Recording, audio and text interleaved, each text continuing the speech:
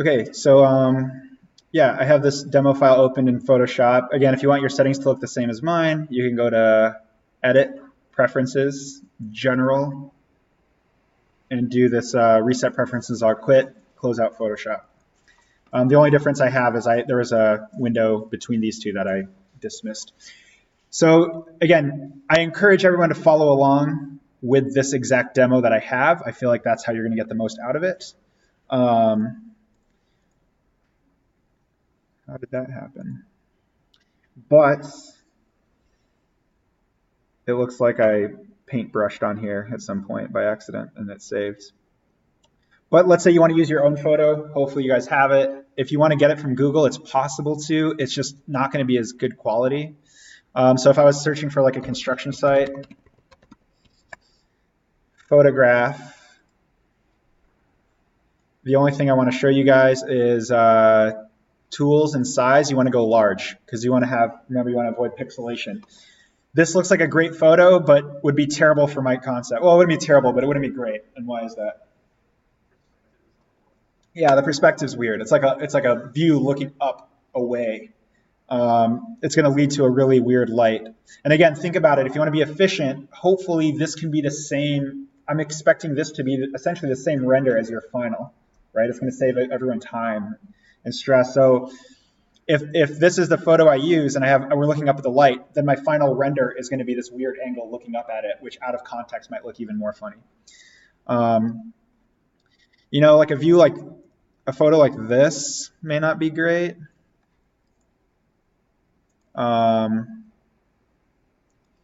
Let's see how big this is. Well, firstly, it's tiny, so that's why it's bad. But also, it's really far away, right? I need a good place where I can drop a light. This one might be a bit better, but again, also kind of has weird perspective and weird angles. So that's the reason why Google isn't the greatest, and it's better to set up your own photograph. This one might be okay. I don't know. I guess one last thing worth mentioning. It really doesn't matter as much for school, but it's good to be aware about, is technically all of these photos no one technically owns the rights to reuse these. Does that make sense? So if you want to be absolutely careful with your licensing, you want to go to usage rights here and go to labeled for reuse. It really slims down your options, but it means that the ownership of the photo is free. I'll give you an example. So when I was working at Troy, we were redoing the website. One of the designers pulled an image off of Google to use in the Troy website portfolio. And unbeknownst to him, it was actually from a stock image site. That stock image site found out Troy was using that photo and sued Troy. So if you're working for a firm and you're just using Google, just be aware that it could backfire. And try and be smart where you grab it. If you do want to grab a photo off Google, mirror it to the left. You can do some of those tricks to modify it enough, but that doesn't always hold up. So that's kind of a side note that you don't need to really worry too much about as a student, but just things to think about are usage rights. Okay, so I'm just going to jump right in here. Stop me at any time if I'm going too fast, or if it's too slow and boring, I can try and speed it up. Like I said, I'm using the Cintiq function of my computer here. Scooch this down a bit. So I have some layers in here. The other reason why it's good to take your own photo is you can then take an object that's similar of what you want to use to render. So in this instance, it's black plastic. I have it in the same setting with the same lighting, and now I have a guide for my 1, 2, 3 lighting. This is a Scott Robertson trick. So, and really, because my light concept has this metallic stand, ideally I would have also come here with a metal pipe or something and taken a photo of that. It would have made my life even that much easier. So those are the reasons why to take your own photo. So the way to start, let's say that you want to work alongside me now and you have your own photo. Again, I don't expect anyone to have their final concept. But the way that I started, when I set up my final line work, I'm grabbing my brush here using the left square bracket to create a nice small brush size. I might take a different color. And the way that I would start is just looking at your photograph and just starting to play with, I did this in Sketchbook, which is easier because I can actually pivot roll around here. is finding the vanishing point and looking at the perspective. So if I look at all these pikes, some of these edges, it's not all perfect, but I can also look at like where I start to see, where I stop seeing the tops of objects. So here's kind of like my horizon line is somewhere there. Again, I can look at these straps. Obviously, not everything in real life is laid out in a grid. So that's why these aren't all converging on the same vanishing point. But roughly as I start this, I just start to get a sense, and now I can start to like kind of plot a ground plane here. I can start to plot maybe where I would want my light to exist.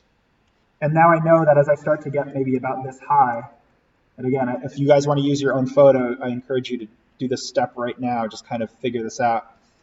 If I start to sketch a bit of a rectangle where I want my light to exist within, I can now like take this layer, knock the opacity down a bit, take a new layer above it, and maybe just start to sketch a light. So, maybe I have if my light's open, maybe this is one of the faces, open this way. I can start to build on my rectangle. Here's my stand. If it's a triangular foot, I can make sure that the feet are about this long. Obviously, this is just really rough. Now, what I would do at this stage, honestly, probably the best thing that I could do would now be to take a fresh layer above here, knock this opacity even further, zoom in, and just really try and make a considered effort to get a little more detail in here. You'll see this in the ortho video I did. It's kind of a convoluted process because there's a lot of this like refinement line work and then more refinement and then more refinement, but that's how you get something to look really good. So like this is still, believe it or not, well, no, you guys should believe it because this is pretty terrible. This is nowhere near the final line work quality that I'm looking for. This is just setting up a very detailed underlay that like as I start to think about my concept, what I want it to look like. For the sake of not boring everyone to death, the next stage after this would be to take this underlay that I essentially did, Control T or Command T in Photoshop, scale it up nice and big, and render it big. If I continue to work on it as that small size, like it would be really pixelated, it would lose quality. So you want to blow this up nice and big. And now this is my underlay.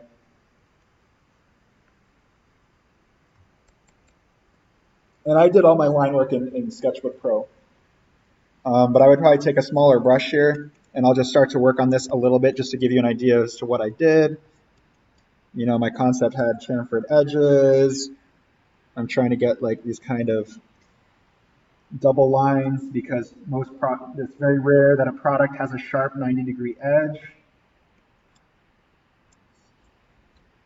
Thinking about perspective again, thinking about design details, like my final concept has a clip here that closes on the objects. Honestly, like, yeah, I don't know. I was going to say you could almost even do another rough pass now. Does this all make sense? Are there any questions on what I'm doing right now?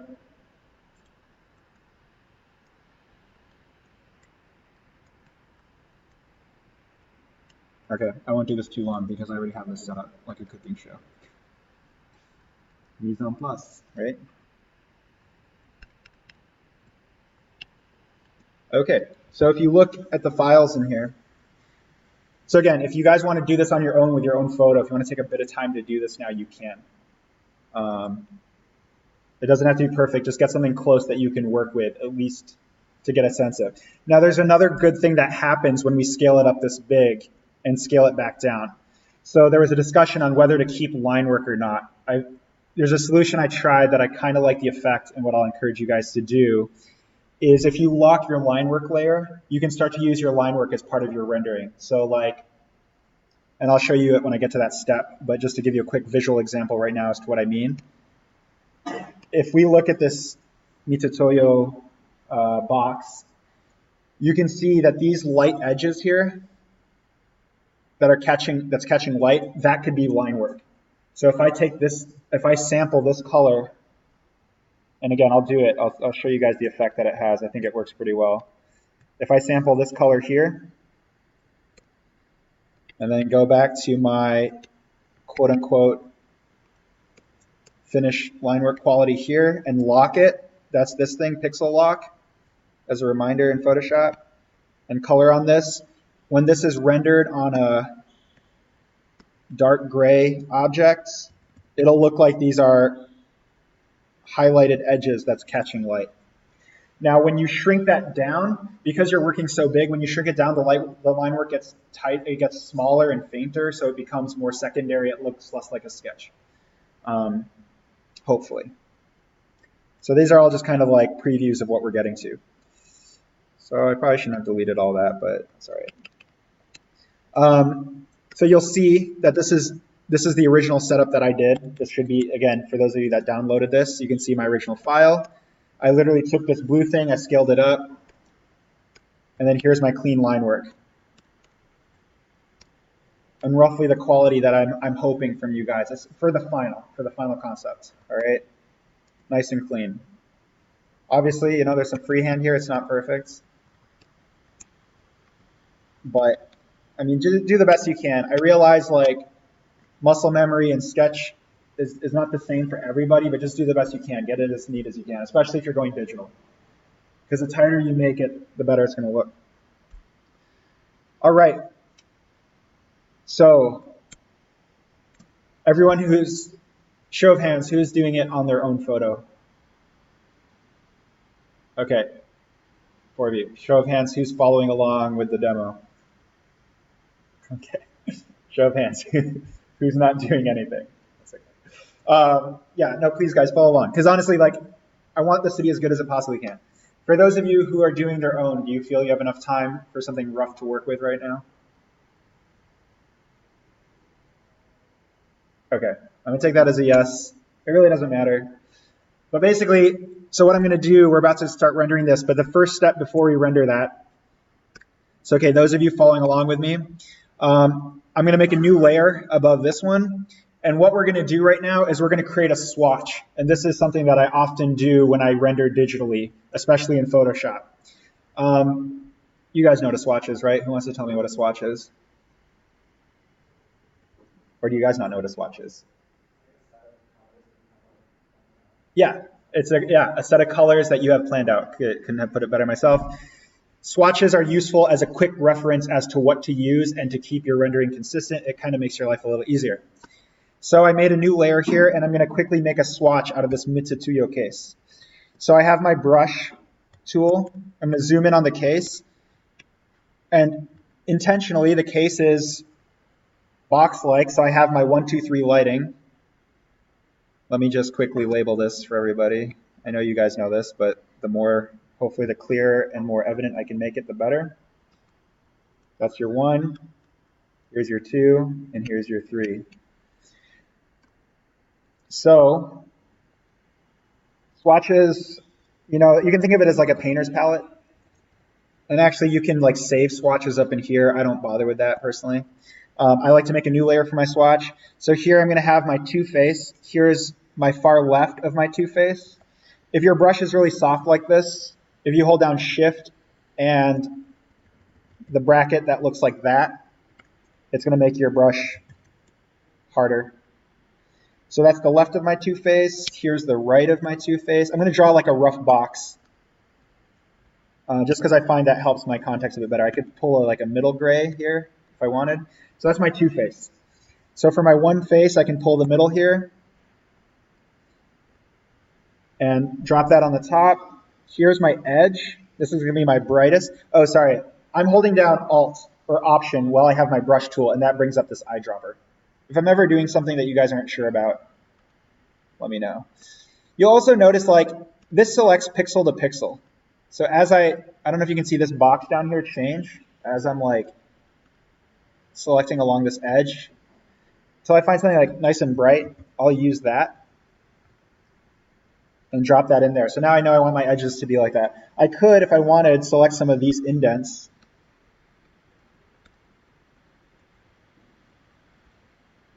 And just pull like all of these different references for what I might want to use. And now in my 3-face, this is like pretty much almost pure black over here. This is like a little bit lighter if I have something maybe like a little bit above. You know, here's maybe a far edge of my 1-face. But honestly, like that's all you need about. Now the interesting thing about this, to me,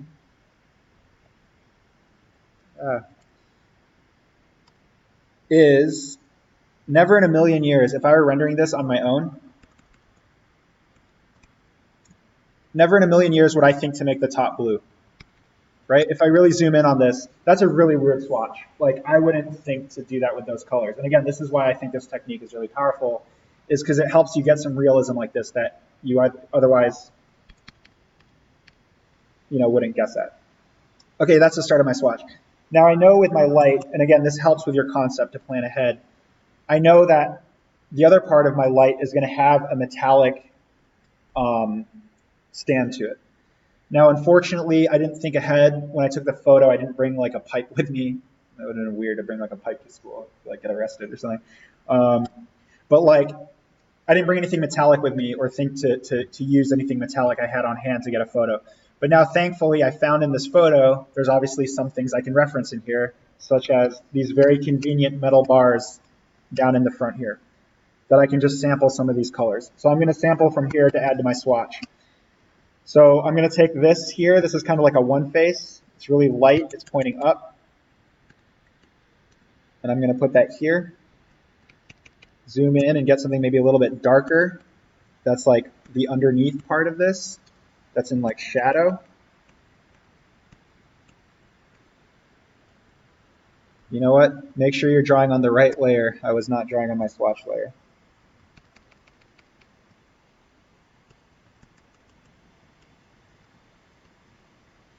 And then something kind of like midtone.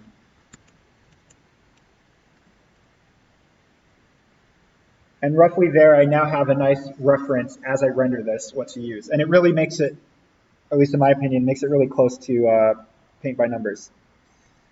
So I'm just going to drag this up and out of the way. And now I'm going to revert back to my line work here.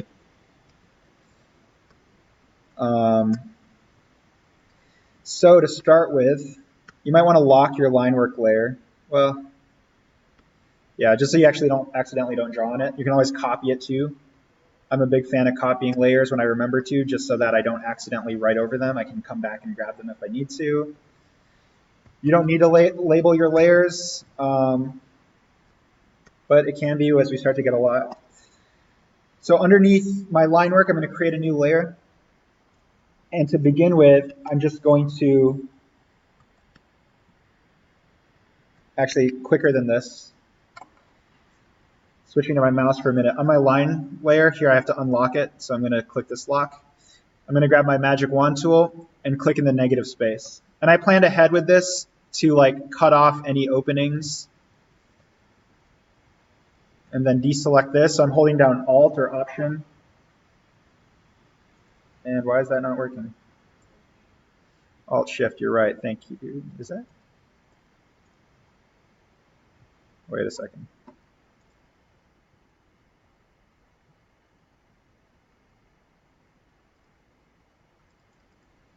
Wait, how you shouldn't need Shift.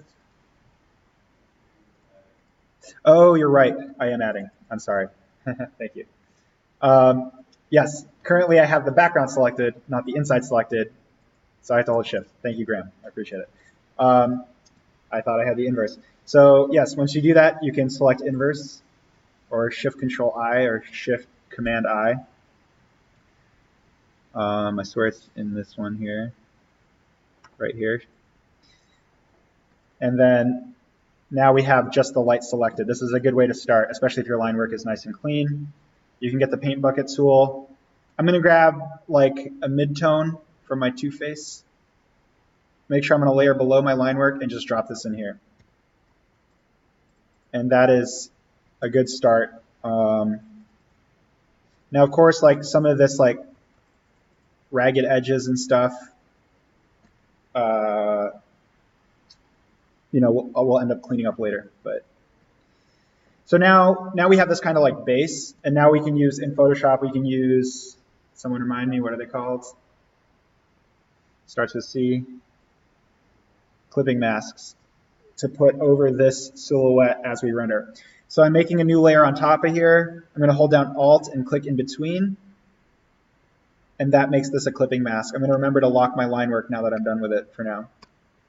So the first thing I'm going to do is I'm going to grab this kind of like middle tone for my grays. And I'm just going to quickly hit everything that is going to be metallic. And because it's a clipping mask, it's forgiving. I don't have to worry about the edges. I just have to worry about the edges of where it touches quote unquote plastic.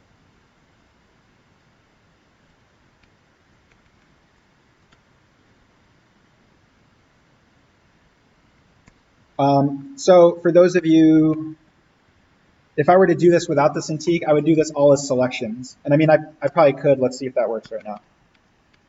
I could grab my paint or my magic wand tool, go to my line work layer, click on all of these sections here.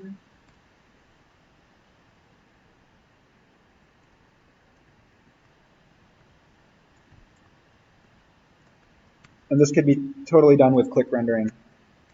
I'm going to use my polygonal lasso tool now. Subtract this part out because I want the whole foot to be like this kind of like black plastic. Holding down, oh come on computer, holding down Alt to add to it. I may need to shrink my pixel size here just so it can handle this.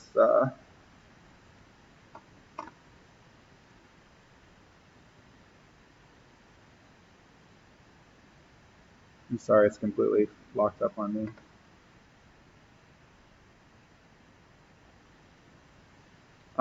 But yeah, I'm going around and selecting here, and then I was going to drop the metal in there. I'm sorry, we're going to wait for this to figure its stuff out.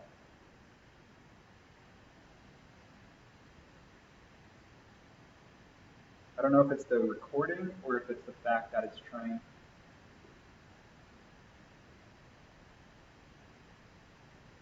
The double display maybe.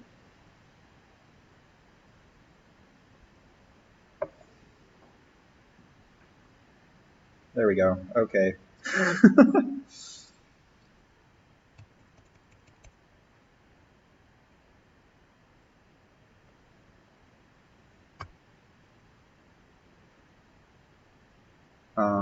Let's see. If I need to kill it, I will, and I can pick up with my other document.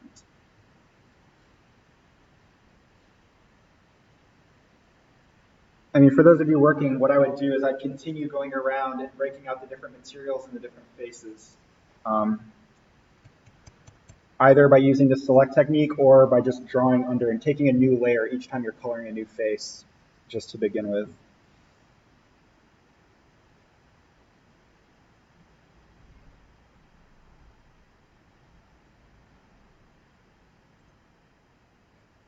Again, let's see if this works. Okay. All right, so I broke out the two materials. That's a very easy way to start. Take another layer here. So honestly, the next thing I'm going to do, like I started to say, is color in the faces, okay? So this is the basics. I have the plastic and the metal. That's the step one. Step two is I'm going to start to work my way around this light here. So, and using my swatch as a reference. So I'm going to take this lighter gray, and I'm going to hit everything on the left here with this lighter gray on its own layer. And again, it's a clipping mask, so it's in here. Again, this could either be done with selection or with the brush. I'm going to leave this clip. I want this clip to be on its own layer. As far as this decision process goes, as to like what's on its own layer, what's not, it's kind of up to you. There's really no right or wrong way to do it. The reason that I like to do it by the faces is it makes it really easy for doing like large strokes of color. If I want to have a gradient or something across of it, it makes that stage easier. So like here, I'm going to avoid coloring that inside. I'm also going to avoid the light array because that's a different material, and we'll get to that later. Because of the setup of my drawing, this part of the light is pretty flat.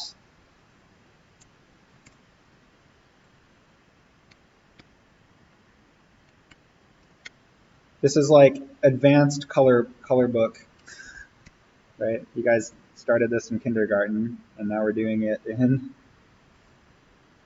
college. Yay. I remember in kindergarten we all had coloring books, and I was always like behind. Like everyone's like on page whatever, and it's like, oh my god.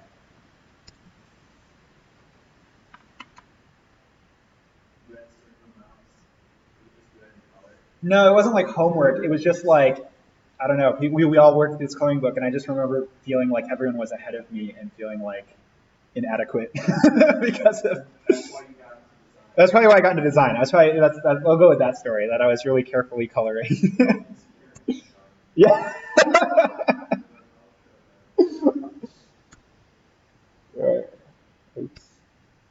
All right, so I got that face. So now I'm going to grab my one face now, which again, for me, probably wouldn't do blue if I were just like rendering this on my own. And again, full credit to Scott Robertson for this technique. He'll take it a step further. He'll put an object that's really similar. So like, he'll find some weird object from a thrift store. He'll paint it green, all flat green. He'll set it up, and then he'll use that object and just put line work over it to create like a sci-fi like land speeder or something. It's a pretty cool, from a design standpoint, nerd design standpoint, it's a pretty cool technique. So here's a bit of a one face in here. It's kind of hard because like this is kind of a dead-on view of this object. I could start to pick up actually some of this stuff. See if I wanted. Now the three face is a little bit tricky because I never like to go pure black, so I'm going to grab this kind of mid-tone that I have in here. And this swatch is not the be-all, end-all. This is just like the start. You can always tweak to your heart's content. If it comes out too muddy or too dark, you can always change that. You can also use like your layering strategically. So for example, if I drag this three face underneath my existing layers, like I don't need to worry now about the top here, this top edge, because I already have it defined with the blue, and that blue is over this like darker gray that I'm doing right now. So you can consider layer strategy in Photoshop to make your life easier.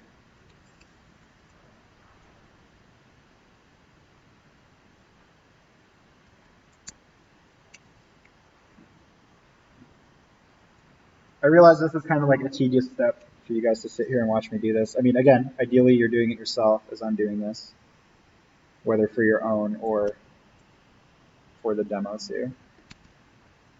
And I hope that makes it slightly less boring. Now, some of these inside faces I'm forgetting, but they are useful to also not forget. So I'm going to go back to my one face here, grab this blue yet again, and drop it in here, because this is technically a one face.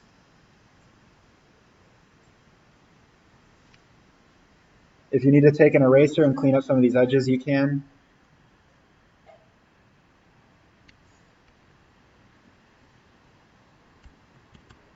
Same in here.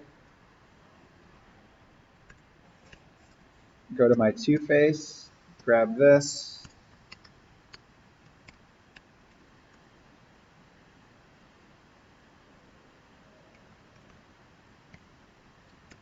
And this is a very basic way to start all your renders. Just think about 1, 2, 3 lighting and just do passes through. Here I'm going to paint this clip on its own surface layer. You know what, this whole clip could probably be on its own layer. It doesn't need to be much more complicated than that. Another way to do this is you could do like a clown pass where you do this with like primary colors just to keep everything absolutely clear if this feels a little muddy or confusing. The other thing that I'm going to do on its own layer is the handle here. Bless you. So this will be maybe like a little bit darker. This is the one that I might go to pure black eventually.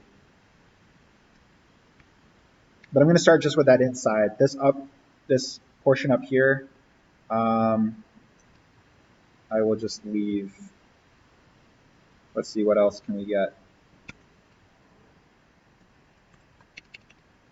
We can hit this with the two-face. See, and this is where it starts to help labeling layers, where it can get really kind of confusing, especially with some of these other ones. So this would be handle. This would be hinge. It also helps to keep them together, kind of. This is my 3. This is my 2. This is my 1. This is my clip.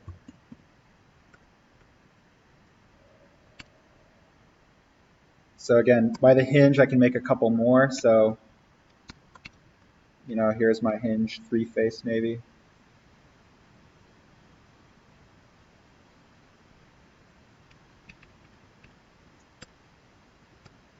And of course, all of these other things, I still have my master down here that I can use to render as another step and stage. So that's really my starting point, okay? This level of shading is, I don't know, I call it cell shading, just basic 1, 2, 3, where there's no blending. True cell shading is probably a step beyond this slightly, but it's close. So now as I work through here, what I might do to show you guys what my brush setting is, this is metal.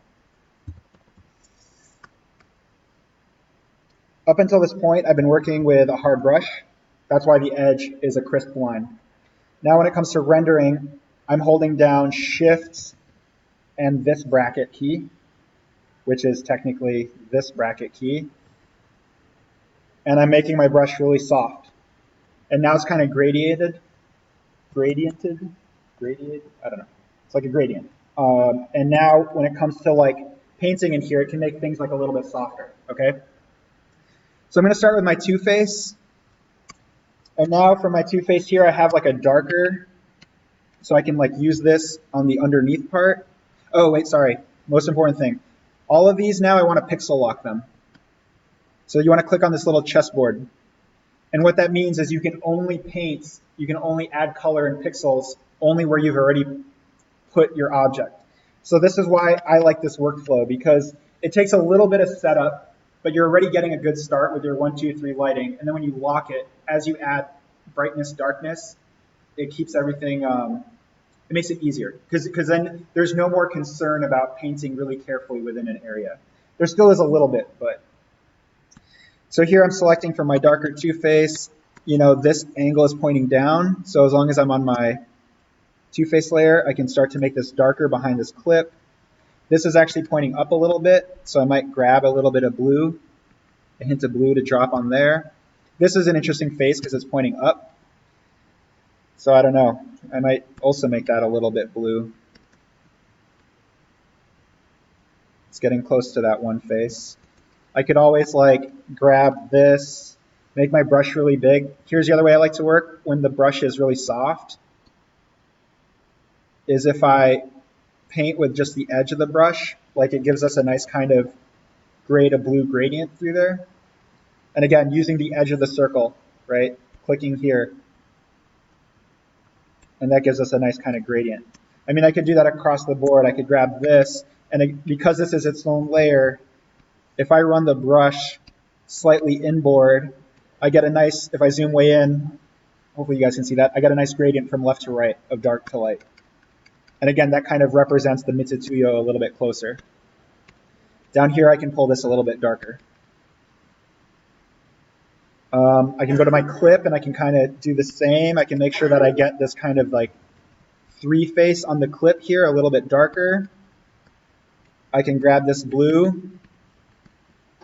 And it might look funny, but you'll see when I scale it down, well, hopefully when I scale it down, that you guys will see that it should look good. Pick up a little bit of that blue highlight there. And I'm assuming it's blue because of the sky and it was an outdoor photo, and that's why that happened. On this three face, I can grab this pure black and again make a really big soft brush. And now because it's its own layer, if I just kind of hit here, it's going to give me a slight gradient from light to dark over here.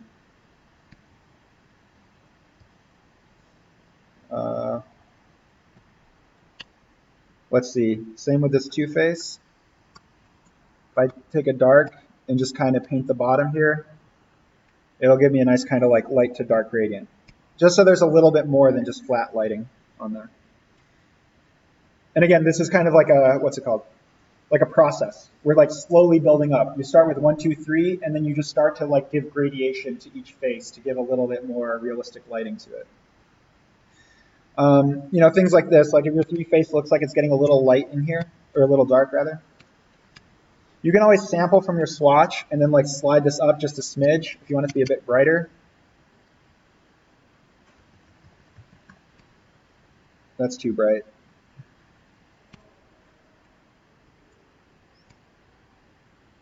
But just to knock this edge a little bit forward so that it's not bleeding into the handle too much.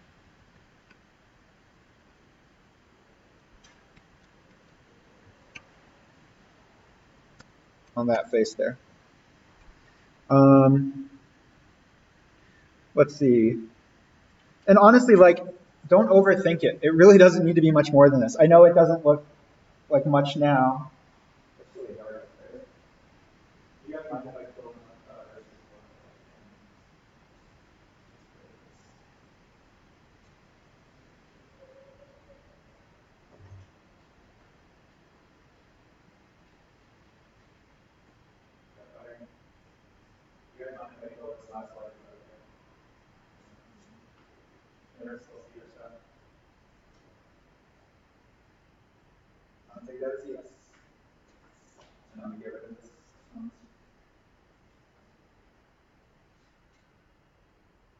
hopefully that's a bit brighter.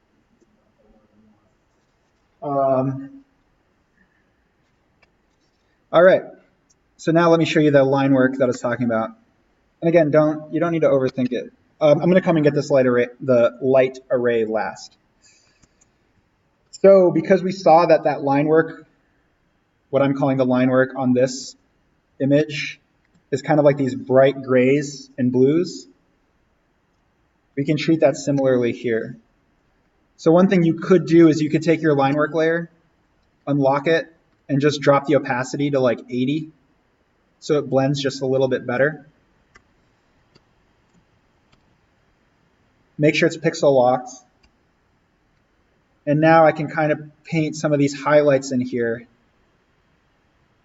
And again, just be smart about it. So like, meaning to say, maybe these blues are more towards the top where it's catching the light. The bottoms I'm going to leave dark.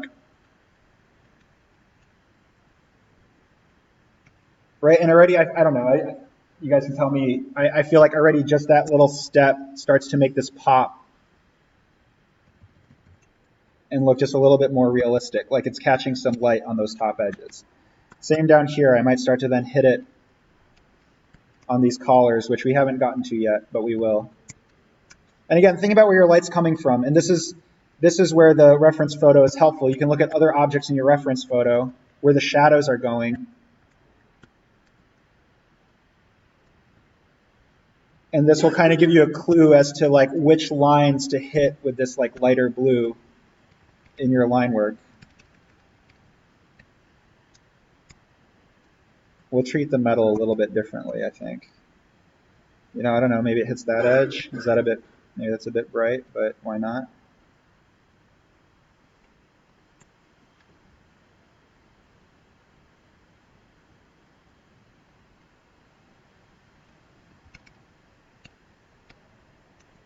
And I feel like that's a step that's often overlooked in rendering is just the highlights. Highlights add like so much pop. Highlights and lowlights can add a lot of pop to your render. And so in this instance, we're using our existing line work to kind of provide that step for us. And again, using pixel lock in Photoshop to do that. I don't know, the rest of the line work you could either leave, you could like knock it to a lighter gray, maybe.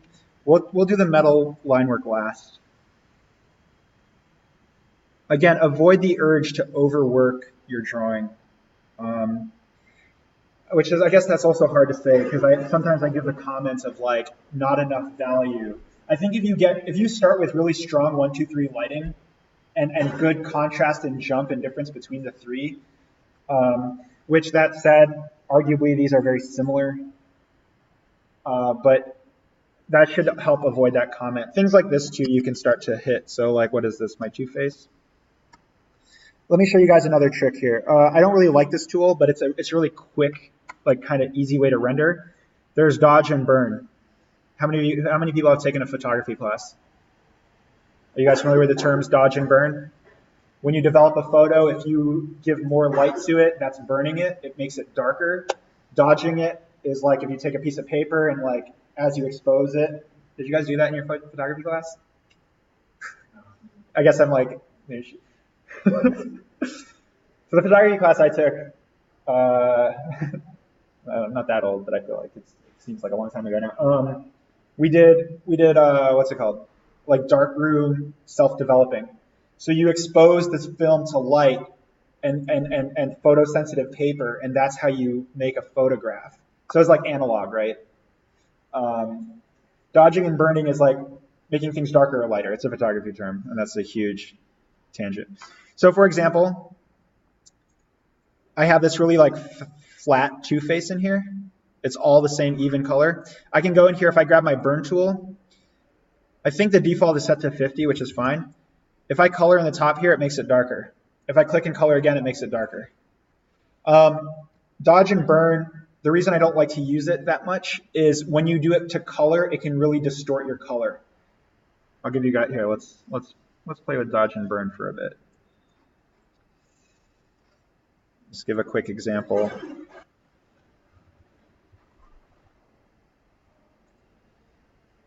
So here's a nice red sphere. If I grab my burn tool, it works just like a brush where I can change the hardness, softness of it. See, it's limited. I feel like it's not doing anything right now. Let's pump this all the way up to 100. The higher that percentage, the stronger it's going to work. All right, so maybe this is actually a good demo to show you why not to use it, because that's not working at all. Yeah, let's go a little bit more mid-tone red and then try it. It might work a bit better.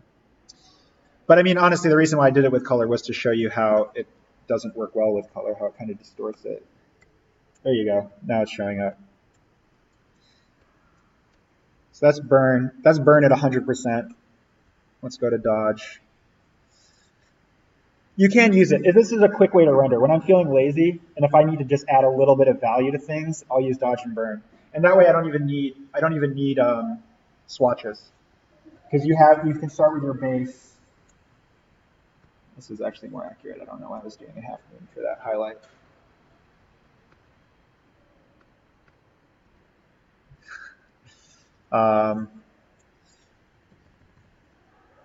But yeah, this has its limits. This is as dark as that's going to get.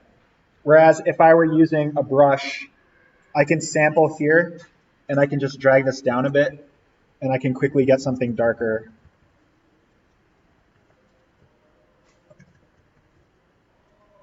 You can also play with your flow settings.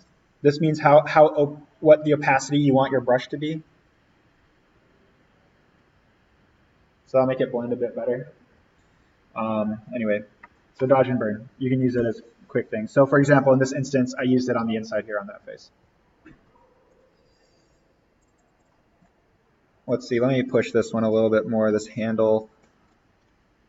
I'm going to go pure black and just really knock this behind there.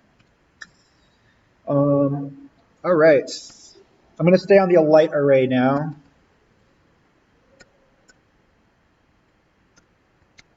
You know what? I want a bit of blue back in here. Make sure you layer lock your main layer down here. Or you can unlock it real quick and erase some of these like squigglies that maybe make it look just a little bit funny. And then relock that bad boy. Okay.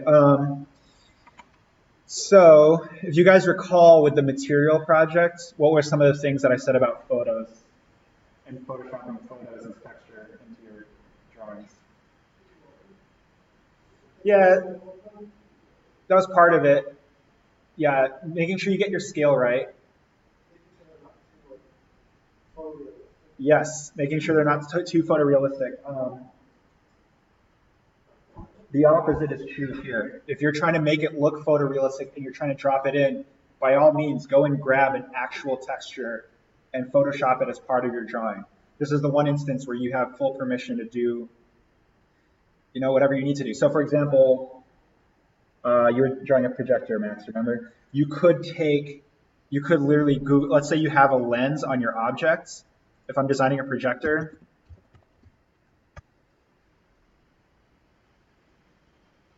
why bother drawing and rendering this myself if I could just bring this into Photoshop, select this out, and Photoshop it over my drawing? It's efficient, it saves time, and it looks freaking amazing, in my opinion. I didn't want you guys to do that with the materials project because I wanted you guys to have practice doing this yourself and figuring out how to do it by hand.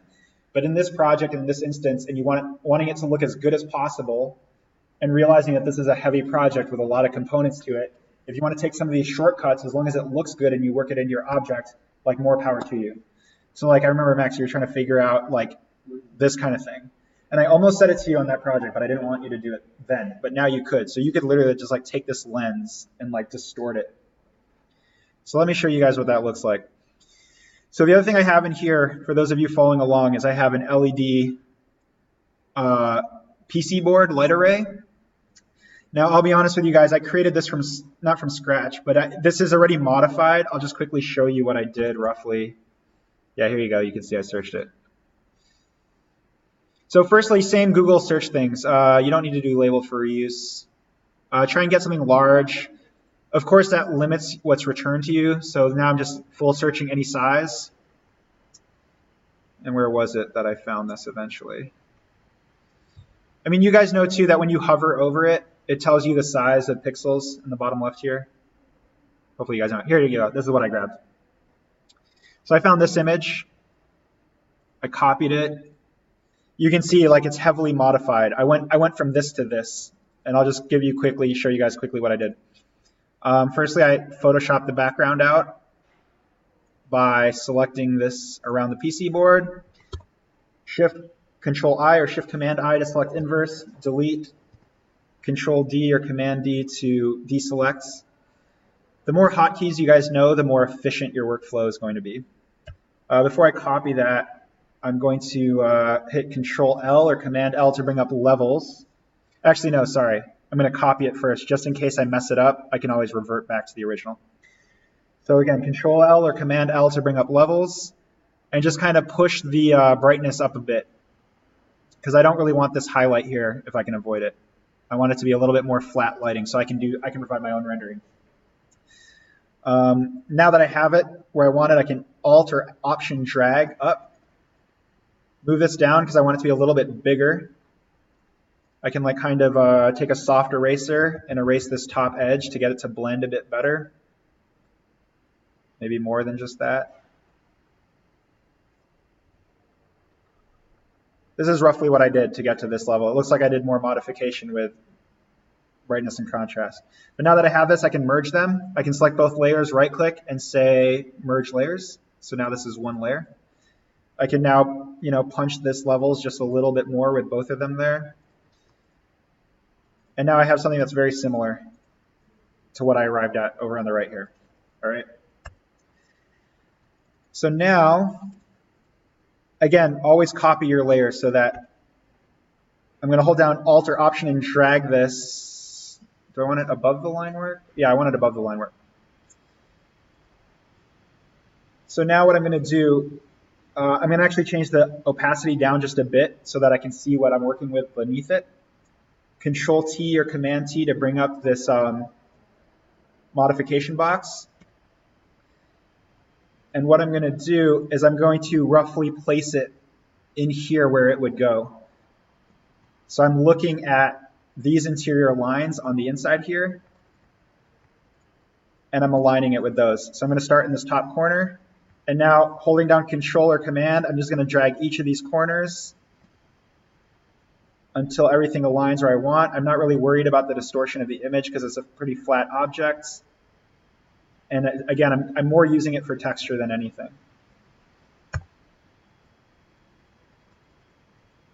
That's just the start. Then I'm going to take the other one and do the same exact thing. Knock the opacity down just a smidge so I can see the line work beneath it. The reason I'm putting it on top of my line work is to obscure the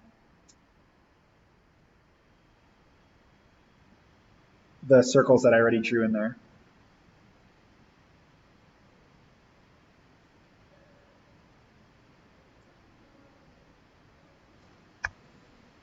And now, last but not least, I'm going to take my rectangular marquee tool. I'm going to knock this down a bit further just so I can see what I'm doing. I'm going to take my polygonal lasso tool.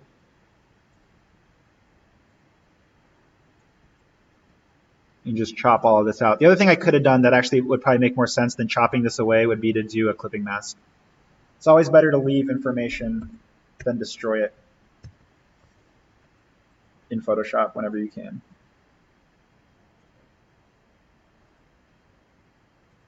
Chopping off part of an LED there, not the end of the world.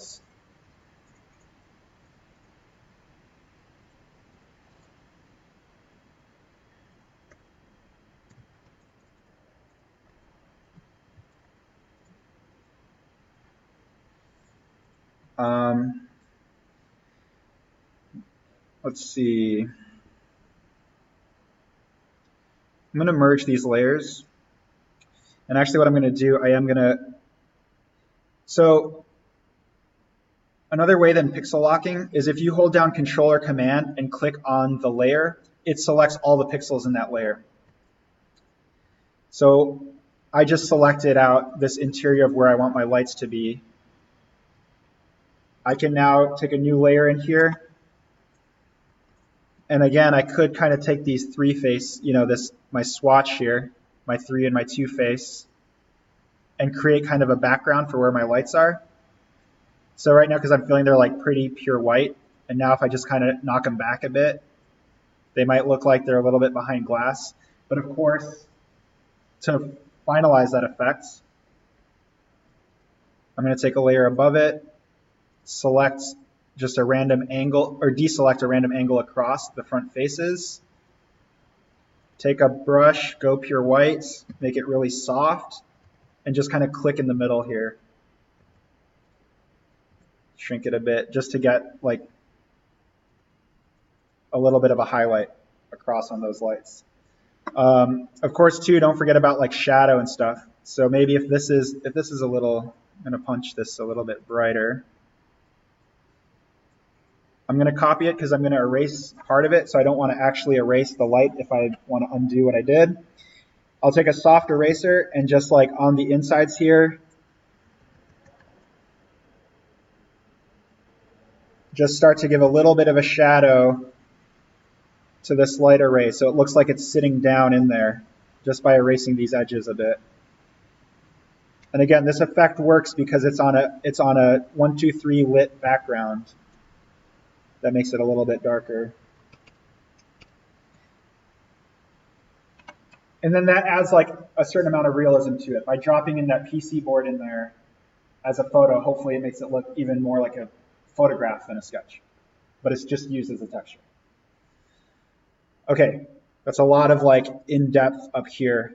Of course now, last but not least, the whole stand section. But hopefully this goes a little bit quicker. So let's go to the metal here. Are there any questions on anything? Obviously this stand is just a really simple cylinder. So we just, hopefully everyone knows now how to render a cylinder with coarse shadow. I have a soft brush. Honestly, I could just run this all the way up. Why not? Get this lighter section. And again, these are just all just guides. So like if I want my metal to be a little bit more punchy, I could go back here and just grab something even darker. Like what's the darkest color I can find here? Like this maybe. And now I can go back to my metal work here. Narrow this down and just add even more contrast. Again, the more contrast we put on here, the shinier it's going to look. And then what's the lightest I can find? Some really light blue in there.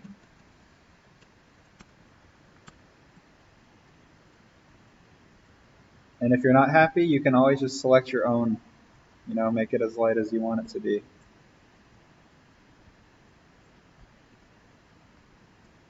Again, avoid the urge to overwork something. I wouldn't do much more than that to that stand. I guess I wouldn't do much more. I was tempted to keep doing it. And now that we have that stand kind of broken down, or sorry, the telescoping body, now we can come in and hit the legs. I mean, you can also start to use it, like now I can use this as a swatch if I want.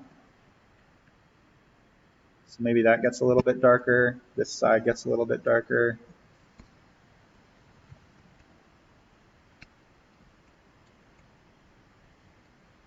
Maybe a bit of a gradient on the top here.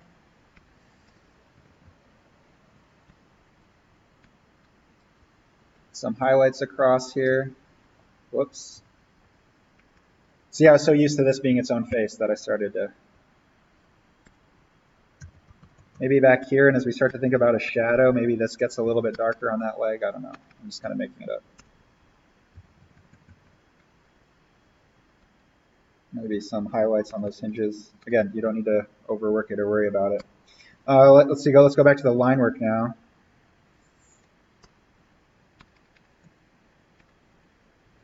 And maybe if we want to keep this looking kind of reflective, we can keep this line nice and dark. What's going on there? Oh, my metal maybe didn't go quite to this edge. Yeah, okay, do you guys see what's going on here? Sometimes this happens in Photoshop where it's confusing. It's like, I'm on my line work, and I like how this one looks. But for some reason, it's not painting down here. It's because this layer, oh, I did it with selection, that's why. Okay. Quick side note explanation here. So if you guys recall with my metal, I did it this way. When you are using transparent line work, you will run into situations like this where your coloring is not going under your line.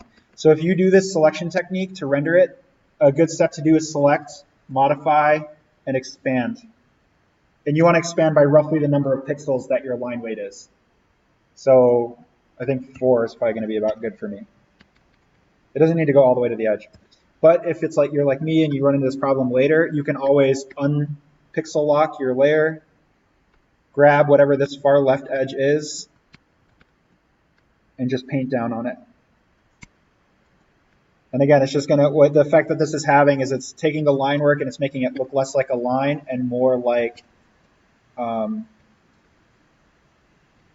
what's the word, part of the object, like a light source or a light effect.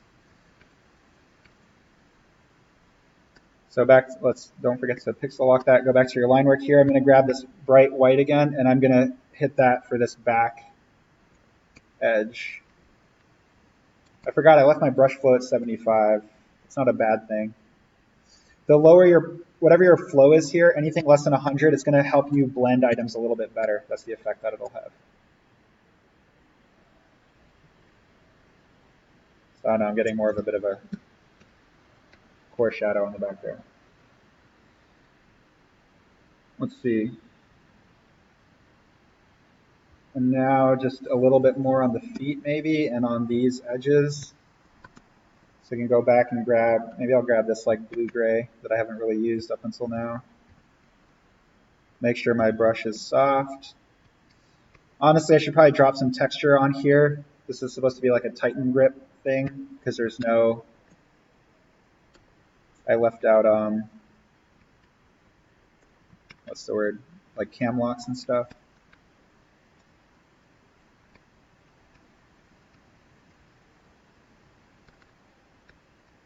And now, of course, these all have tops to them. So grab a little bit of blue. And again, I'm on this like main layer here. I didn't make any new layers for these things.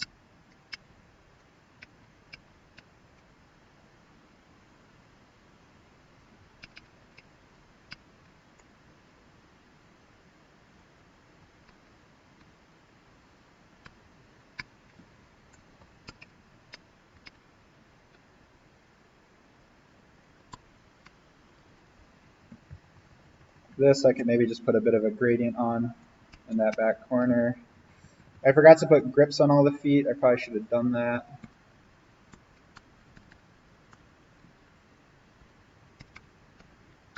If I want the feet to be rubber, I don't really need to do highlights, or if I want to do highlights, I can just keep them really subtle. So I didn't pick that like bright blue. I just picked this kind of like lighter blue-gray kind of.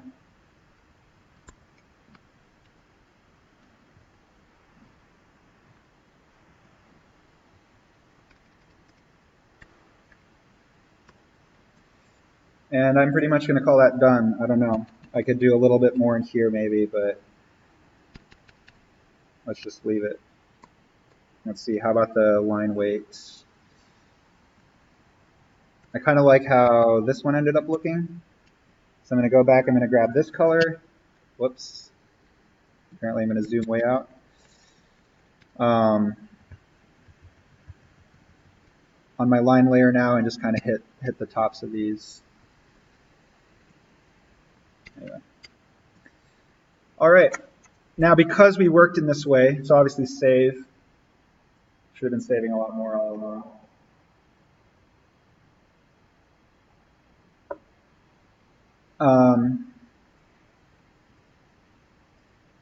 Let's see, I no longer need to swatch.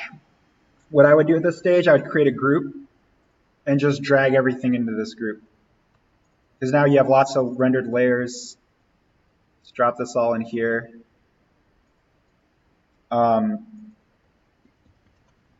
Name it, you don't have to.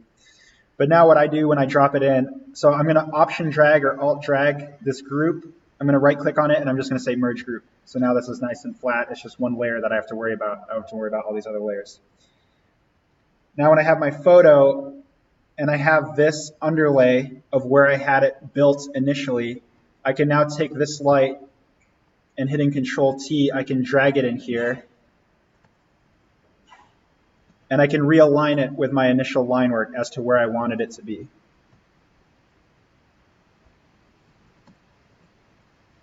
And again, hopefully, if you did your due diligence and you set this up properly, like it should fit within your drawing. And again, the blue might look a little like funny at first, but then when you put it in context, I mean, it starts to make a little more sense. Hopefully, I don't know, subjective, I guess. So what's like one major thing that could really bring this all together? Absolutely, shadow. Your object is not in your image until you start to like do the final blends. The lighting is just the beginning. So some quick Des 140 recap. This is the way that I'd approach this. Take a new layer, get a really small brush. I'm going to change my flow back to 100. So I can look at some context clues. It looks like there's shadow going this way, right? Like off of these things. So that's kind of my direction. So the first thing that I might do, again, make sure you're not on this layer, but we copied it. So if you accidentally are, it's not the end of the world. You always want to bring your shadow down to the ground plane. This is one instance where you do want accurate shadow. It will help make your object look more real and make it look like it's in place. So this is a really long cylinder. I'm going to pick roughly what looks centered, judged by eye, to be there for this really long cylinder. If this light is coming forward at us, then this is kind of like a really long rectangle here. This is a really long rectangle going this way. I'm going to ignore the feet for now, and I'm just going to render, plot a quick shadow based on like 2 tall rectangles and 1 tall cylinder. So if this is where the light's going, this cylinder is probably going out this way. If here's the top of my cylinder, here's where it's kind of tricky, like how far is this shadow cast? I can kind of go like that maybe. That's pretty far. I don't like that. We're just gonna, just go to there. So that's top of my cylinder. When I taught shadow plotting, I think it helps to change color. So here's my direction for this line. Here's my angle. This is where this meets. There's probably another one behind here that's like kind of parallel to this. That's roughly there. It comes about to the center of the cylinder. Let's see, this one here, angle, direction, keep everything parallel, that meets there. I can use context clues to figure out like same direction as here, pointing to some imaginary vanishing point back this way. And I know it meets at the center, so I'm just going to drag this forward. Again, this is just kind of like a rough, if I want to be really accurate, there's this coming down here, so shadow maybe does something like that in reality. I guess same here. I should probably bring this down. It's probably a little bit wider. But honestly, like, take a new layer now and start to just plot a rough shadow as to what this might look like on the ground.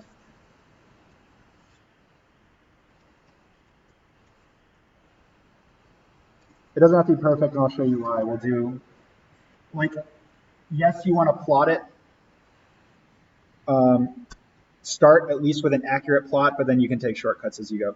So here we want to know where this is kind of actually a floating cylinder, so we want to take another light angle this way. So this is the base of my cylinder here, which I'll draw in black on this layer.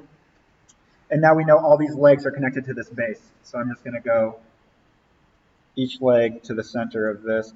This one is weird. I don't quite know actually what's going to happen to that leg. It would probably, we can actually probably ignore it because the shadow kind of touches it there. Now we can turn this mess off. We can drag this below. This now becomes our shadow underlay. And the reason why it doesn't matter too much is now I can take a large, really soft brush and just start to paint this shadow in. And Photoshop has some nice shadow. What I like to do is and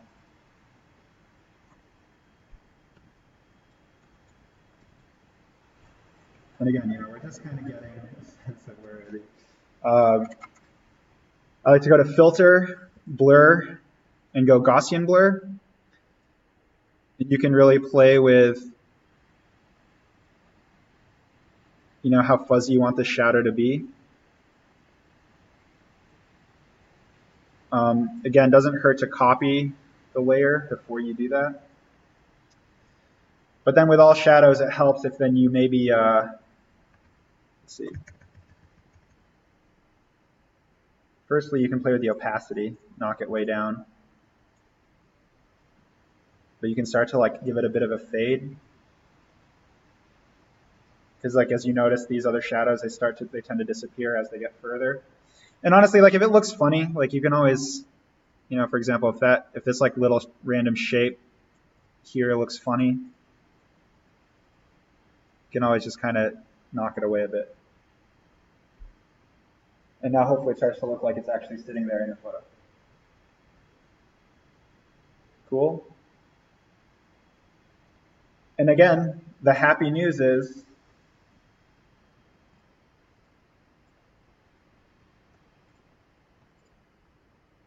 you now have 2 components of your project. This could be my final render. Maybe I don't know. Maybe I'd like, if I did this more carefully, I'd probably tuck a bit of texture on this handle, textures on these things. Actually, one trick I want to show you guys. I can't think of an easy way to do this right now. We'll do it on this one. So another trick is filter. Adding noise to an object gives it a little bit of texture. Now I know you think it like maybe it looks crazy. So some of the settings I change, I turn it to monochromatic. You can play with the amounts. And I always copy the layer before I add noise to it. And the reason for that is, A, if I don't like it, I can revert. But now I can also just knock the opacity down a bit. And now this plastic looks like it has a little bit of texture to it. It's a really like simple texturizing trick to something. Like I could do that to all of my grays if I was like a little bit more, taking a bit more time. I'm trying to think what else.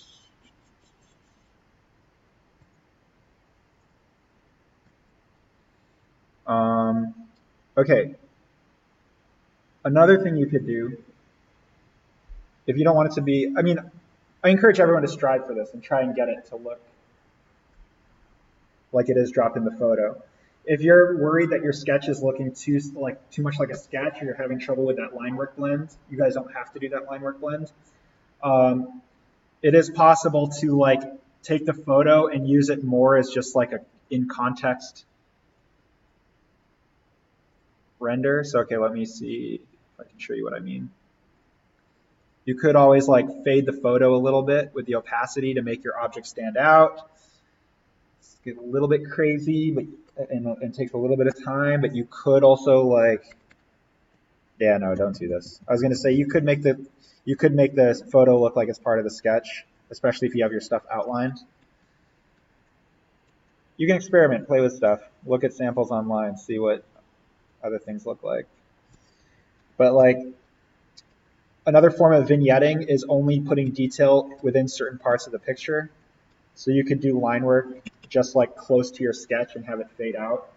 Again, if you're trying to like blend a sketch into a photo, you can go the opposite way. You can, instead of making a sketch look photorealistic, you can make the background look like a sketch, is what I'm trying to say. That's another option. Cool. Any questions on anything?